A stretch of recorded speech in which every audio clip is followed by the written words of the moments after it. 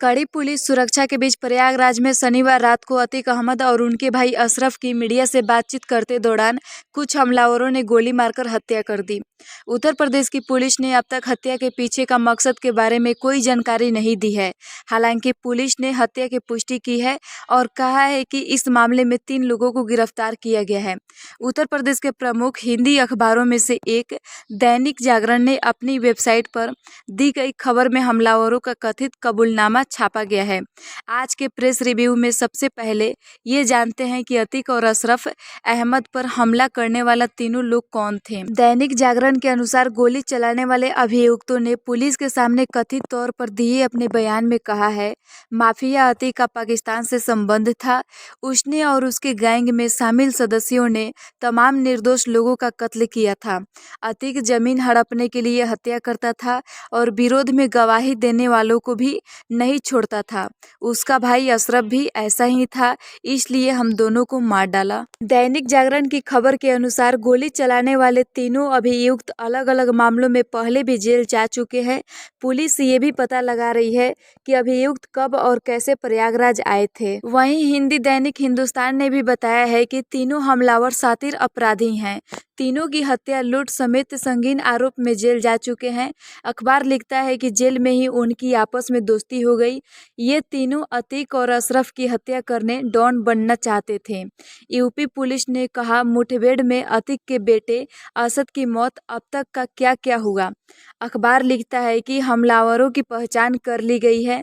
इनमें से एक हमीरपुर के हैं, एक कासगंज के और एक बांदा के रहने वाले हैं। अखबार ने पुलिस सूत्रों के हवाले से बताया है कि तीनों का मानना है कि छोटे छोटे अपराध में जेल जाने से उनका नाम नहीं हो रहा था, इसलिए वो कुछ बड़ा करने की सोच रहे थे। तीनों को इसी बीच पता चला कि अतीक और अशरफ अहमद को पुलिस हिरासत में अस्पताल ले जाया जा रहा है। तीनों ने बड़ा नाम कमाने के मकसद से हत्या की साजिश रची। अखबार लिखता है कि तीनों ने हत्या की योजना बनाई थी और शुक्रवार को हमला करने से पहले अस्पताल पहुंचकर रेकी की थी। इसके बाद शनिवार को तीनों ने मीडिया कर्मी बनकर अतीक और अशरफ अहमद को नजदीक से गोली मारकर उनकी हत्या कर दी। हिंदुस्तान की खबर के अनुसार तीनों हमलावरों के परिजनों को भी हिरासत में लिया गया है। हमलावरों के पास से 3 पिस्तौल बरामद की गई है। शनिवार को घटना के बाद पुलिस ने भी इसकी प्राथमिक जानकारी के आधार पर बताया था कि हमलावरों के पास से कुछ असलाह मिला है। शनिवार की रात पुलिस अतीक और अहमद को उनके भाई अशरफ अहमद को लेकर पुलिस मेडिकल चेकअप कराने के लिए कालबिन अस्पताल पहुंची थी। दोनों को 5 दिन की रिमांड पर लाया गया था। इसी दौरान पुलिस सुरक्षा घेरे में घुसकर हमलावरों ने उन पर कई बार फायरिंग की। ये हमला उस वक्त हुआ जब अतीक और उनके भाई मीडिया वालों के सवालों के जवाब दे रहे थे। इसी बीच एक हमलावर ने अतीक अहमद के कनपट्टी पर पिस्तौल सटाकर उन्हें गोली मार दी और उसके बाद अशरफ पर भी कई बार गोलियां चलाई। हमलावरों ने गोलीबारी के बाद पुलिस के सामने आत्मसमर्पण कर दिया। पुलिस के अनुसार इस हमले में एक सिपाही भी घायल हुआ है और एक पत्रकार को भी चोट आई है। हत्या के बाद उत्तर प्रदेश के सभी जिलों में धारा 144 लागू कर दी गई है और पुलिस बंदोबस्त कर रहे हैं। अतीक अहमद पूर्व सांसद थे, उनके भाई भी पूर्व विधायक थे। दोनों भाइयों का लंबा आपराधिक इतिहास रहा है। आइए जानते हैं अतीक अहमद का आपराधिक रिकॉर्ड। अतीक अहमद के आपराधिक इतिहास में 100 से भी अधिक मुकदमे दर्ज हैं। मीडिया रिपोर्टों के अनुसार साल 1979 में पहली बार हत्या का मुकदमा दर्ज हुआ। उस वक्त अतीक अहमद नाबालिग थे।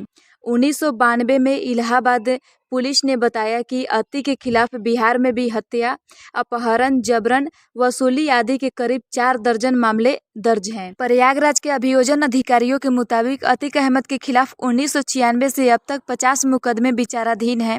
अभियोजन पक्ष का कहना है कि 12 मुकदमों में अतीक और उनके भाई अशरफ के वकीलों ने अर्जियां दाखिल की हैं, जिससे केस में चार्जेज फ्रेम नहीं हो पाए हैं। अतीक अहमद बसपा विधायक राजू पाल की हत्या के मुख्य अभियुक्त थे। मामले की जांच अब सीबीआई के पास थी। उमेश पाल राजू पाल हत्याकांड के शुरुआती गवाह थे, लेकिन बाद में मामले की जांच संभाल रही सीबीआई ने उन्हें गवाह नहीं बनाया था।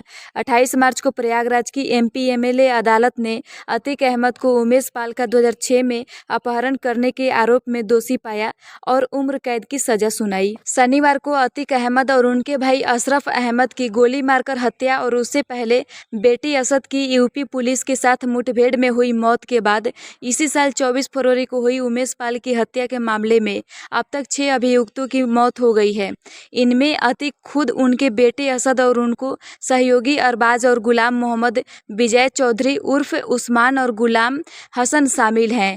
उमेश पाल की दिन दहाड़े हत्या उस वक्त की गई थी जब वो कचहरी से लौट रहे थे। इस हमले में 2 पुलिसकर्मियों की भी जान गई थी।